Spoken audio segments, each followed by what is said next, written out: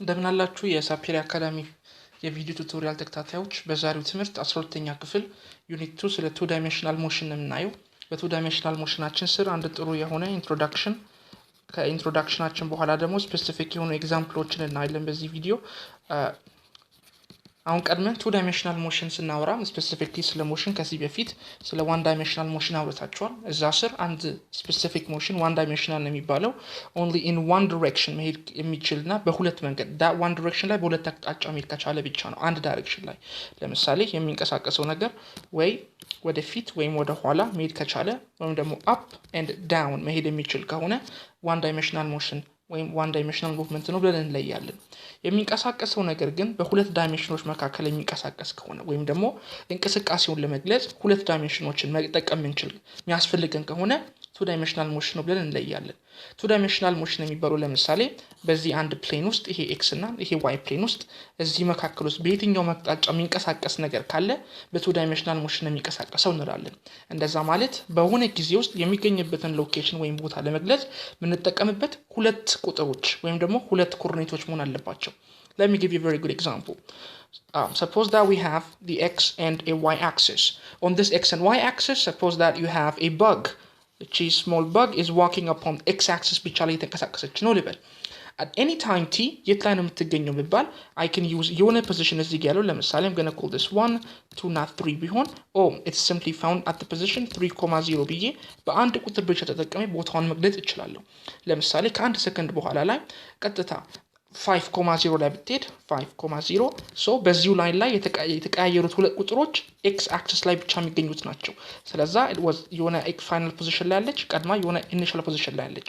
ስለዛ የዚህችን እንቅስቃሴ ለመግለጽ የምጠቀምበት አንድ አክሲስ ላይ ብቻ የሚገኙ ቁጥሮች ነው የሚሆኑት። ግን ለምሳሌ እቺ ትንሿ በግ ስትንቀሳቀስ ኤክስ አክሲስ ላይ ብቻ ደግሞ ሳይሆን ዋይ አክሲስን ጨምራ እንቅስቃሴውን ለመግለጽ በኤክስ እና ዋይ ቅልቅል ወይም የሁለት ዲሜንሽኖች ወይም የሁለት አክሲሶች ቅልቅል ቁጥር መሆን ካለበት ቱ ዳይሜንሽናል ሞሽን እንላለን። ለምሳሌ የኔ በግ ከዚህ ተነስታ ግን ሰፖዝ ከኦሪጂኑ 0,0 ተንቀሳቅሳ ለምሳሌ እዚህ ላይ ብደርስ ለምሳሌ let me call this point 5 ብለው ይሄም point 6 ብለው እቺ በግ አሁን የምትገኝበትን ፖዚሽን ለመግለጽ የምጠቀመው ሁለት አክሲስ ላይ የሚገኙ ሁለት ቁጥሮች 5,6 ስላለው ማለት ነው። ስለዚህ በዚህ ፖይንት ላይ እንቅስቃሴው at any moment የኔ ባግ በኤክስ እና በዋይ አክሲስ የተገለጸ የሚካሄድ እንቅስቃሴ ነው like path ነው የምትወስደው። እነዚህ አይነት path ብሎ ቱ ዳይሜንሽናል ሞሽን ተብሎ ይገለጻል። አሁን ስለ 2D ሞሽን ስናወራ ስለ ቱ ዳይሜንሽናል ሞሽን ስናወራ ስፔሲፊክሊ በዚህ ግድ ውስጥ የምናየው 2D ሞሽን ሆኖ ግን ኮንስታንት አክሰለሬሽን የሆነ ሞሽን ነው የምናየው። ኮንስታንት አክሰለሬሽን አንድ ነገር ኮንስታንት አክሰለሬሽን ነው የሚንቀሳቀሰው ስንል ኦፍ ኮርስ ሁለት ነገሮችን እያወራን ነው። ነምበር 1 the ratio of velocity per time is constant ወይም ደግሞ በየሰኮንዱ የሚንቀሳቀስበት ፍጥነት ኮንስታንት ነው በሁሉም ሞሽን ውስጥ የቼንጅ ሚ ፐር ቼንጅ ኢን ቲ የሆነ ኮንስታንት ነው የሚሰጠን። this is what we call constant acceleration በምኑ በማግኒቲዩዱ። the second constant acceleration ነው መባል ደግሞ የሚያስፈልገን አንድ አክሰለሬሽኑ ኮንስታንት ዳይሬክሽን ካለው ወይም ደግሞ in a simple specific direction የሚንቀሳቀስ ከሆነ ኮንስታንት አክሰለሬሽን ሞሽን ነው ብለን መግለጽ እንችላለን። በዛሬው ቪዲዮአችን እና በሚቀጥሉት ቪዲዮአችን የምናየው በዚህ በኮንስታንት በሆነ ሬሽዮ የሚንቀሳቀስ ሙቭመንት ነው። በ2D ሞሽን ውስጥ ስፔሲፊክሊ ስናወራ በ2D ሞሽን ውስጥ ስፔሲፊክሊ እስካሁን ያለው ምንድነው? ነምበር 1 ምን ያስፈልገዋል? ሁለት ዳይሜንሽኖች ያስፈልጉታል። እነዚህ ሁለቱ ዳይሜንሽኖች በኮኦርዲኔት ነው የሚያስፈልጉት። ስፔሲፊክሊ ሁለት ዳይሜንሽኖች ካለን we can analyze the motion ወይም እንቅስቃሴውን በሁለት አይነት መልኩ አናላይዝ ማድረግ እንችላለን ማለት ነው። የመጀመሪያው በመጀመሪያው ዳይሜንሽን that's the first dimension ውስጥ፣ ቀጥሎ ደግሞ ሌላኛው ዳይሜንሽን ውስጥ ማለት ነው። ለምሳሌ ሞሽኑ በኤክስ ዋይ አክሲስ ውስጥ በኤክስ ዋይ ፕሌን ውስጥ የሚንቀሳቀስ ከሆነ ማስታወስ ያለባችሁ ነገር በ2D ሞሽን የሚንቀሳቀስ ነገር ሁሉ ፕሌን ውስጥ ነው የሚንቀሳቀሰው ነው የሚባለው። ፕሌን ውስጥ የሚንቀሳቀስ ከሆነ ሞሽኑን በሁለት ከፍለ ነው በኤክስ አክሲስ ያለና በዋይ አክሲስ በሚለው ከፍለን ኢንቨስቲጌት ማድረግ እንችላለን። እንደዛ ማለት እያንዳንዱ ሞሽን ከሌላኛው ኢንዲፔንደንት ነው ማለት ነው። so that the motions are completely independent of one another በዋይም በኤክስ የሚንቀሳቀሰው because they're completely independent እና independent ስለሆኑ number 1 because they are independent ስለሆኑና ሁለተኛ ላይ ደግሞ motion with constant acceleration ስለሆነ ከዚህ በፊት የተማርናቸውን የሁለቱን የሊኒየር ኢኩዌሽኖች ወይም የሞሽን ኢን ዋን ዲሜንሽናል ኢኩዌሽንስ ተጠቅመን ይህን ሞሽን ሙሉ ለሙሉ መግለጽ እንችላለን። እንደዛ ማለት in the x axis ነገርየው ሲንቀሳቀስ በዋን ዳይሜንሽናል ብቻ ስለሆነ it is motion with constant acceleration የሚለውን ኢኩዌሽን ተጠቅመን መጠቀም እንችላለን። በy axis ውስጥም ያለውን ሞሽን አናላይዝ ስናደርግ motion with constant acceleration ኢኩዌሽን ተጠቅመን ሞሽኑን አናላይዝ ማድረግ እንችላለን ማለት ነው። ስለዛ let us give a very good and simple brief example እስቲ እንውሰድ። በኤግዛምፕላችን መሰረት suppose that there is a substance or there is something suppose there is a person who is moving in 2D.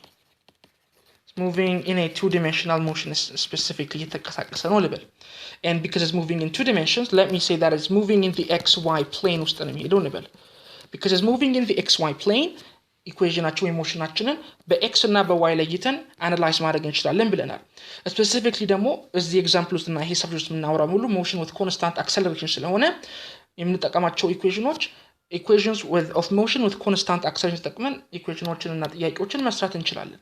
ስለዛ በx axis የሚሄነው analysis along the x axis ለምሳሌ ቦስት in x axis acceleration constant ነው ብያለው።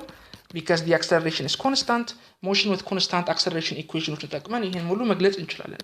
so ስለዚህ ስናወራ ኤግዛምፕል ለምሳሌ ካስታወሳችሁት we've said ከዚህ በፊት ስታወሩ በተለያዩ ክፍሎች the final velocity v can be expressed in terms of the initial velocity as v which equals to the initial u plus of acceleration multiplied by time ብላችሁ ተምራችኋል። so initial የሆነው final የሆነው speed ወይ velocity በinitial የሆነው ሲደመር 80 ብላችሁ ማለት እንደሚችሉ አይታችኋል። specifically ወ10ኛ ክፍሎችም ወ9ኛ ክፍል ስለ ካይኔማቲክስ ስታወሩ so በዚህ ሪጋርድ ውስጥ ለምሳሌ velocity along the x axis ብል velocity the final velocity along the x axis then is equal to the initial velocity along the x axis ሲደመር the acceleration along the x axis multiplied by t ስለዛ የሚደረገው ስራ በx axis ያለውን አናላይዝ ለማድረግ በx axis ያለውን final velocity ለማግኘት በx axis ያለውን initial velocity በx axis ያለውን initial constant acceleration ሲባዛ የወሰደበትን ታይም ተጠቅመን አናላይዝ ማድረግ እንችላለን። ይሄ ብቻ ደግሞ ሳይሆን ለምሳሌ ካስታውሳችሁ the value s which is going to equal to the value of ut plus half of 80 squared ብላችሁ ተምራችኋል። in this mechanism ከእንደገና በx axis ያለው እንቅስቃሴ በx ስለሚወከል x is equal to u of x multiplied by t plus half of a of x multiplied by t squared ብላችሁ ማየት ትችላላችሁ። በy axis የሆነው it's the same በy axis የሆነውን እንቅስቃሴ ለማየት ከፈለጋችሁ the final velocity along the y is equal to the initial velocity along the y ሲደመር the value of ayt ወይም ደግሞ ከፈለጋችሁት the value y ለምሳሌ በs ቦታ y ነው የምንከተው ብለናል በዳይሬክሽኑ ላይ ተመስርቶ so y is going to equal to an equation of u of yt plus half of an ayt squared ብለን ተምረናል። አሁን specifically እዚህ ጋር ጥያቄ መሆን የሚችለው አንድ ነገር አለ። እሱ ምንድነው ለምንድነው ax እና ay ተጠቀምኩት የሚለው ነው። ከዚህ በፊት አሁን ከዚህ በኋላ የምናየው ትምህርት በሙሉ motion with constant acceleration ስለሆነ acceleration ስለማይቀየር the value of ax is going to equal to the value of ay ብለን እንወስዳለን። ስለዛ ስለ acceleration ሳወራ መጠቀምበት ኖቴሽን ሙሉ a ይሆናል ማለት ነው። ስለ specifically ስለ two dimensional motion እና motion in two dimensions ይሄን ያህን ካልን በኋላ በዚህ መልኩ ወይም በtwo dimension የሚንቀሳቀሱት ነገሮች ኤግዛምፕል ምንድነው የሚለውና የነሱ ማቴማቲክስ ነው። now specifically በtwo dimensional motion ለሚንቀሳቀስ ነገር ጥሩ ኤግዛምፕሎች ሆነው የሚታዩት ሁለት ናቸው። የመጀመሪያው projectile motion ይባላል።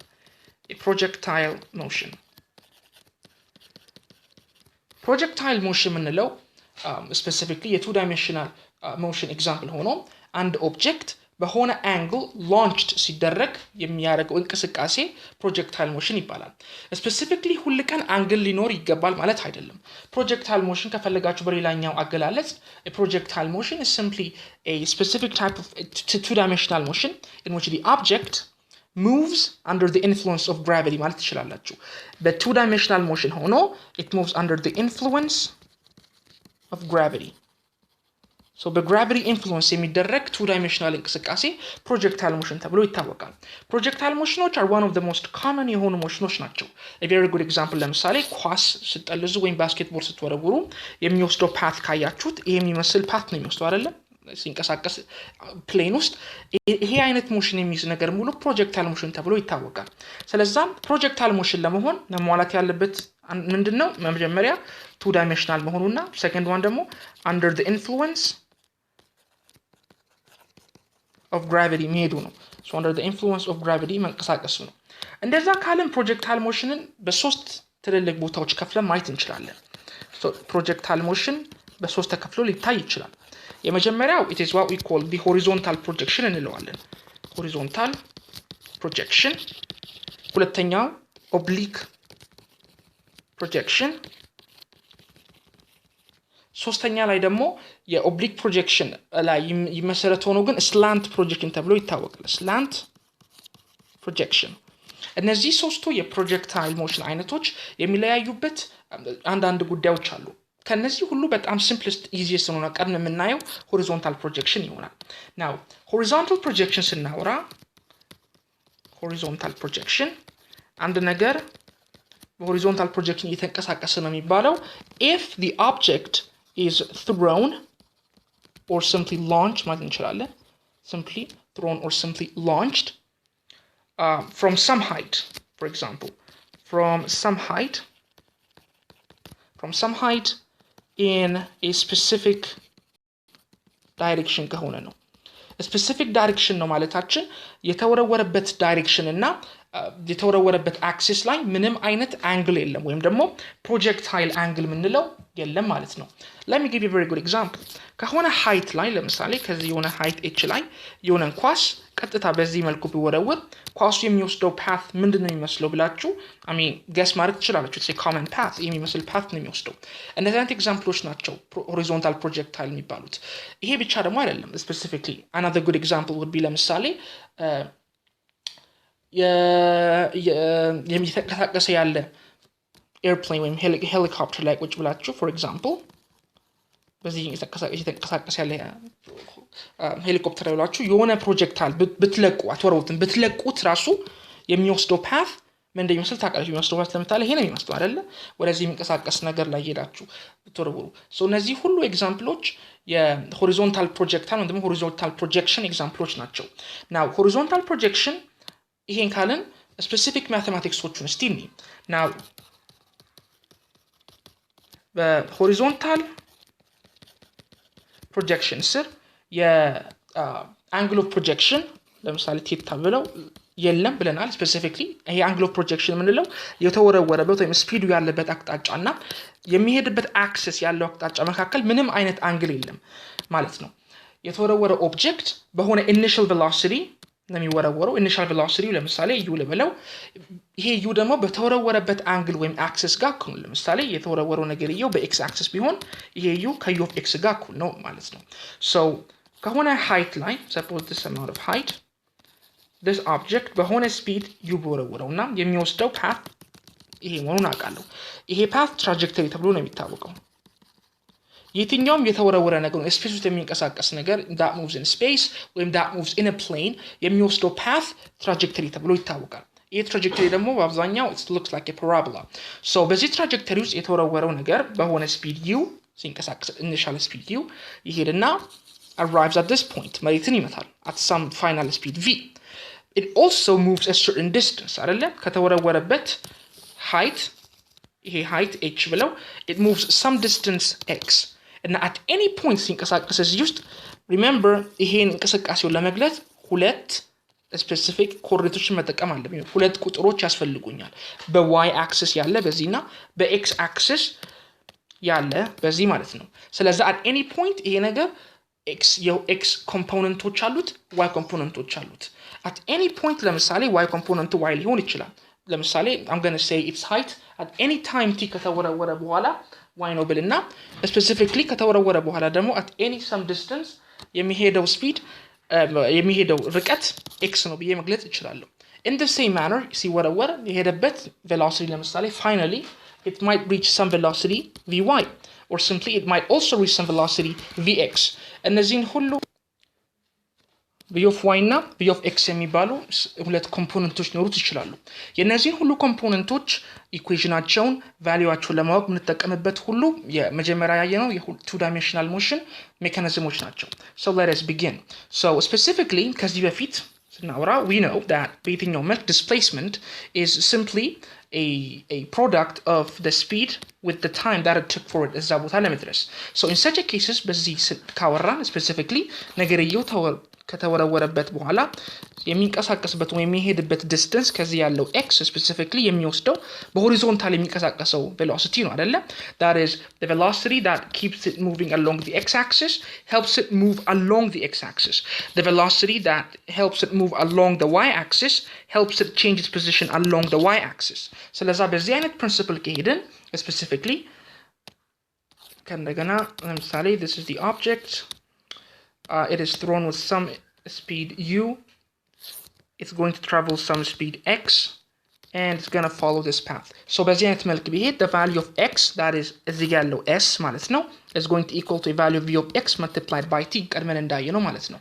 so አሁን ለምሳሌ እዚህ ጋር our v of x የምንለው በx axis የተወረወረው axis originally ከy ጋር ከu ጋር እኩል ነው because u የተወረወረበት ዳይሬክሽን በx ዳይሬክሽን ብቻ ላይ ነው, y ኮምፖነንት የለውም። ስለዛ x is going to equal to u multiplied by t ብዬ ማውራት ይችላል ማለት ነው። እንደዛ ማለት ይሄ ነገር ተወርውሮ ሲንቀሳቀስ at any point በፈለኩበት ፖይንት እቺ ተወርወረችባት ኳሷን ስፒዷን ማወቅ ፈልጋለሁ ካልኩኝ በዚህ ዳይሬክሽን ያለው v of x ሁልቀን ኮንስታንት ነው ማለት ነው። ሁልቀን ኮንስታንት ነው ማለት the change in v of x is 0 አይደለ? that is u of x is going to equal to the final of x. X does not change. Because of that, acceleration along the x-axis is 0. Because acceleration along the x-axis is 0, this example is motion with constant as long as there is no acceleration along the x-axis. So let's say at any point, ለምሳሌ ኳሷ ተወርውራ ከሆነ time t በኋላ እዚህ ፖዚሽን ላይ የምትገኝ ከሆነ ከተወረወረችበት ቦታ ያላት ርቀት x1 below x1 then is going to equal ከነገና original v of x multiplied by t1 where t1 is the time that took it to reach እዚህ ጋር ያለችውን ቦታ ማለት ነው። ቀጥሎ ደግሞ we can find the value of y at any point. now ከዚህ ቀድመን እንዳየነው ማለት ነው we've seen specifically that displacement s can actually be given as ut plus half of at square መሆኑን አይተናል። አሁን ከዚህ equation ላይ ተነስተን in equation, if we applied it, for example, let me apply it to this specific zigandayeno, for example, here, zigandayeno. If I apply this to the y-axis, what the y-axis specifically, equation እንደሚሆን ማየት እንችላለን። ለምሳሌ specifically የመጀመሪያ ያየነው equation ይሄ ነበር። ካስታውሳችሁት we've said that s which is ut plus half at square የሚለውን ወደ x-axis ላይ superimpose ባደርገው the x is going to equal to u of xt ሲደመር half of axt square ነው ብለናል። and we've also seen that a of x 0 ነው ብለናል። ለበዚህ አይነት ሞሽን ውስጥ እዚህ ጋር እንዳየነው እዚህ ማለት ነው as a result because a of x is 0 ይሄ ወደ 0 ከሄደ x is equal to u of xt እናገኛለን። so our equation is right. This is not the only equation. If I superimpose አሁን ያገኘሁትን this equation along the y-axis ላይ superimpose ባደርገው I'm going to find y is going to equal to u of yt plus half of gt square አገኛለሁ. But remember, the value of g is moving downwards. It's because it's moving downwards, we use the negative sign. Because of that, the value of y is going to equal to u of yt minus of half gt squared. But after this, we have to understand something else, and that is u of y is 0. Remember, we've said that the initial speed is thrown along the x-axis. There is no initial velocity along the y-axis. The ball is simply thrown in this direction, in the x direction. Because u of y is 0, then this goes to 0, so you have y, which equals to minus of half of gt squared. Now, we can use this position. But we have to understand that because we're talking about position and because the object is moving along the g, that is, the motor object is going downward and the direction of g is also downward, ሁለቱም negative ስለሆኑ they move in the same direction. So that's why we don't need this negative sign. So y is going to equal to half gt squared ማለት ነው. So if I would like to know the value y at any point after I throw that object, if the object is thrown from some height, for example some height h ላይ ቢወረወር and if it's moving in this path at any time t ለምሳሌ እዚህ ለመድረስ if it took for it some time t እዚህ time t ላይ የትኛው height ላይ እንደሚገኝ y ለማወቅ I can use አሁን ያገኙት equation half of gt squared ማለት ነው. I can also try to find in what distance horizontal displacement x is found. X is equal to ut በመጠቀም. So these two are simply the equations that you can find the specific displacement along the y and along the x if you've been given some time t and some initial speed ማለት ነው. After this we can talk about additional topics, and that is how am I going to find the speed, the final speed at any point in time. አሁን ከዚህ በፊት originally ስናወራ እንዳየነው we know that velocity v originally is going to equal to u plus gt መሆኑን እናውቃለን. So from this equation I know that the velocity, final velocity along the y must equal to uy plus of gt. Remember g is always along the y axis ስለሆነ g of x g of y ማለት አያስፈልግም, it's simply g. As we've also seen, we've seen that u of y is 0 አይደለ, because the object is again thrown along the x-axis. So this goes to 0. So I have v of y at any time t is equal to gt. So ነገርየው ተወርውሮ የተንቀሳቀሰ በየትኛው በፈለኩት ታይም ለምሳሌ እዚህ ለመድረስ if it took it some time t እዚህ ፖይንት ላይ ያለው vertical velocity is equal to gt ብዬ ማግኘት እችላለሁ ማለት ነው. ሌላኛው equation ደግሞ ካስታውሳችሁ ከእንደገና you remember the equation specifically v squared is equal to u squared plus 2as. ካስታውሳችሁ from this equation v of y squared is equal to u of y squared plus of 2gh ማለት እችላለሁ, right? But again, because u of y squared or simply u of y is 0, I can write v of y is equal to